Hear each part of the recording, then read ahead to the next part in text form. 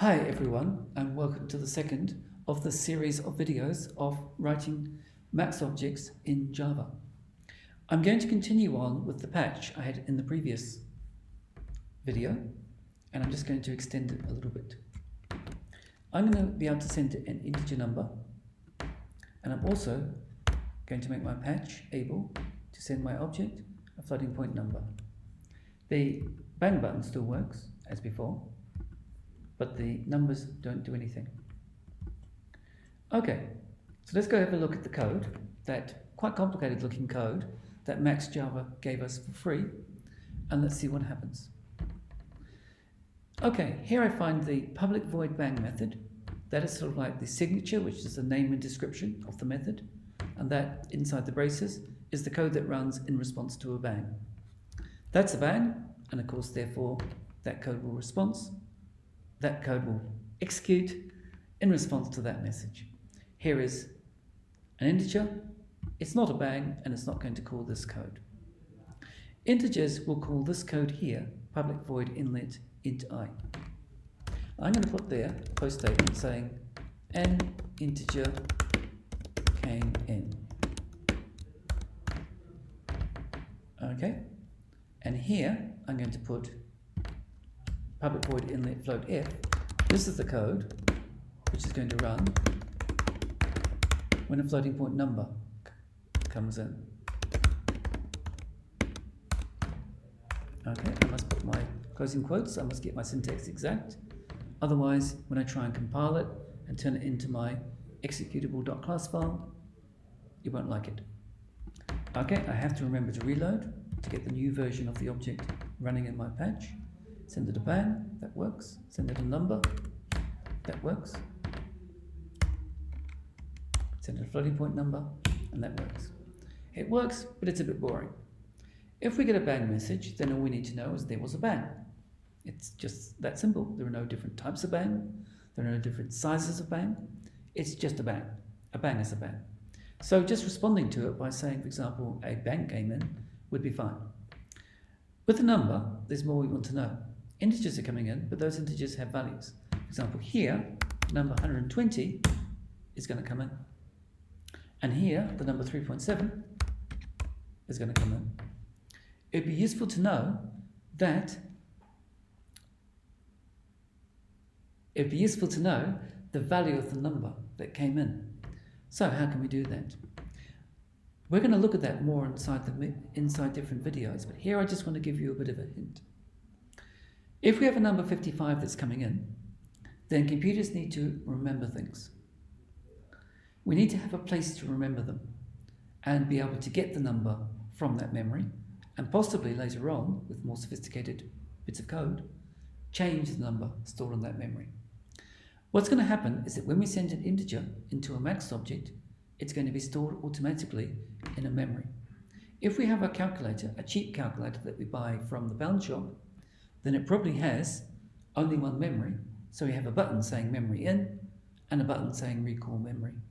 If we have a number on our screen and we press memory in, it stores the number, and sometime later on we can hit recall memory in order to record it. If a number comes into MaxMSP, an integer, it calls the public void inlet, and this int I inside the brackets means that a bit of extra information has come in. You've been given a bit of extra information. It's stored in a memory whose name is I, and it only stores integer numbers. The int is a type, and it says that it's going to be an integer number, and an I is a name. I'm going to do this. An integer came in I, and the floating point number came in, and in this case it's float f, because if a floating point number comes in, it gets stored in this memory which is called f, and its type is float. I'm going to do this, and I will point out that it's not going to work.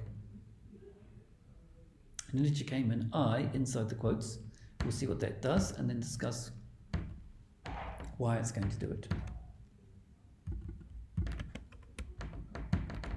Okay, let's clear this off, and let's send it the number 55. It says an integer came in with just I.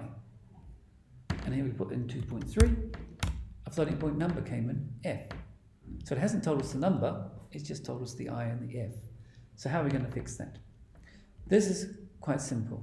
Fundamentally, inside the quotes is a bit of text, and that's what's going to go out. Whatever's inside the quotes goes out as is. Because that I is inside the quotes, it will come out. Ooh. Okay.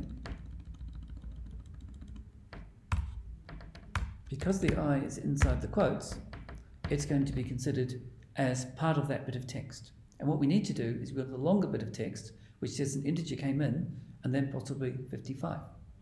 I'm going to have a bit of text, and then a space, and then I. Here what I'm doing is I'm referring to this little memory by name. But if I compile this, it won't like it. So let's see why it won't like it. And it said error, bracket expected. Okay? Now I'll warn you, in this case, it's trying to guess what is wrong and trying to say what the error is, but in actual fact, it's confused. The error is actually something different. Double click on 32. Okay. And I'm going to put a plus in. Now you're probably aware of 2 plus 3 makes 5. Okay. And 2 minus 1 is going to be 1. And 5 times 3 is going to be 15. Note that my times is an asterisk or star. It's not an X because we don't really have a multiplication symbol on most computer keyboards, so we use for multiplication a star instead. What I'm doing here is I've got a bit of text which starts and ends with those quotes, then I'm adding the I on the end of it. If I refer to a variable, then it's exactly the same as if I refer to the number in it. So I can go, an integer came in plus 55. It sees that as an addition, and the computer knows that if we add text to a number, what we get is a longer bit of text. The value of that, the result of that, is a longer bit of text with the number bunged on the end of the text. So let's compile that and see what happens. Note at the moment I've only got 55 there. Okay, so let's reload. Let's send it the number 55. And hey presto, it worked, except it didn't, because if I put in 120, it still says 55. If I put in 30, it still says 55, so that's no good. So anywhere I can use a number, I can use the name of a variable, and it'll be exactly the same as if I had done the plus 55 or whatever number was present inside the variable. So if I has got the number 120 in it, then that's exactly the same as using 120. If I has got 12 in it, then it's exactly the same as using 12. And if I has got negative 56 in it, it's exactly the same as adding negative 56. So I as a variable, it can change. While 55 is a constant, it never changes. It's always got the value 55, while I can change. So let's see what happens. 23, an integer came in 23. 127, integer came in 127. 54, integer came in 54. So that's what we've done. What we've done is quite advanced, but I want to show you this early on just so that we can see what numbers are coming in.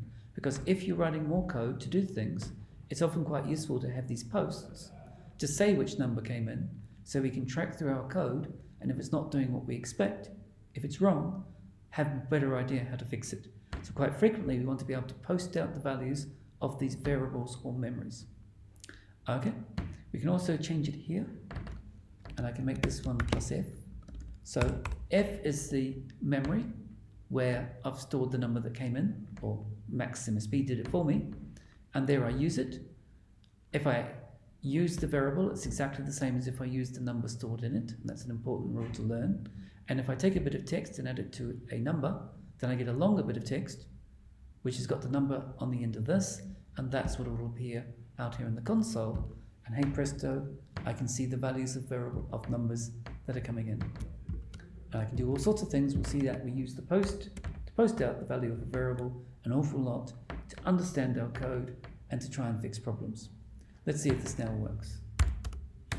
That works. Does this one work? And yes, it does. And yes, it does. And there we go. Okay. So now we can do this. If you can see what's happening, that's actually sending a continual stream of numbers. You can see that as I scroll up, they slowly go up, and as I scroll down, they go down.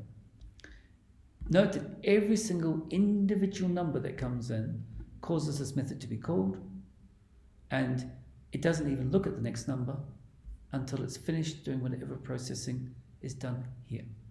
Our processing is quite simple. We're just doing a post, or a post here, or a post here. There's one more thing I want to show you at the end of this video.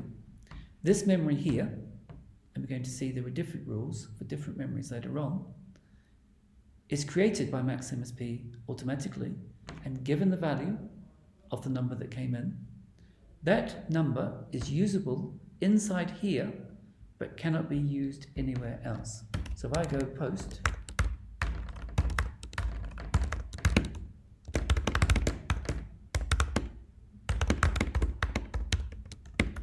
if I try and use I down here, when I compile,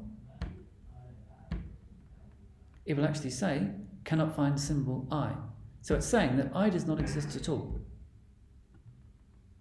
But there's I up here, okay? That's because this I only can be used inside here. And in actual fact, when we get to the bottom of that method, because we've run our post statement and run out of things to do, then it gets rid of I, and it's as if it never ever existed. So down here, we cannot use I at all. So that statement is completely wrong, and we get rid of it. This is a common error I see people doing, not understanding what's called the scope of that variable or memory. It's only usable inside here, and this one is only usable inside here. Very soon, I will show you how to sort of go beyond that, okay, and use what I call longer term memories, officially called fields, but here we're very, very limited. Okay.